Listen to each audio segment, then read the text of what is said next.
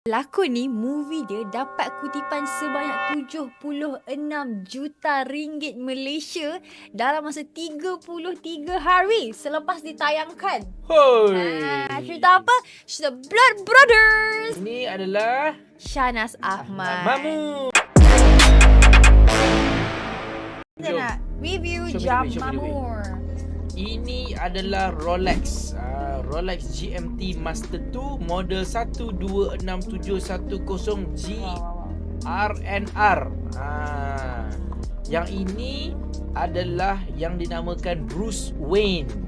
Kenapa nama dia Bruce Wayne? Bruce Wayne ni diinspirasikan daripada cerita Batman. Batman yang hero tu kan. Jadi Batman lah. Jadi Bruce Wayne. So model GMT Master 2 ni basically adalah sport model yang paling popular dekat Rolex. Sepah pakai. GMT. Yep, GMT Master Batman. 2. Sebab apa? Jom, korang kalau nak shopping ataupun jual handbag dan juga Rolex, klik link dekat bio. Jangan lupa follow. Sebab dia boleh jadi Pepsi, dia boleh jadi root beer, dia boleh jadi Starbucks, dia boleh jadi Bruce Wayne. 4 tu tak silap saya model dia lah. Dia ada 2 jenis strap. Satu yang Oyster, satu lagi yang Jubilee strap. Yang ini pun dikira model yang paling berbalik untuk flip.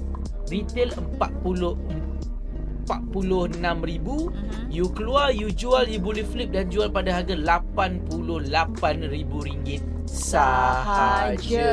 Berbaloi yak ni, berbaloi yak ni. Berbaloi. So, jam tangan milik Mamu Shahnaz Ahmad. Harga dia tak mangsat.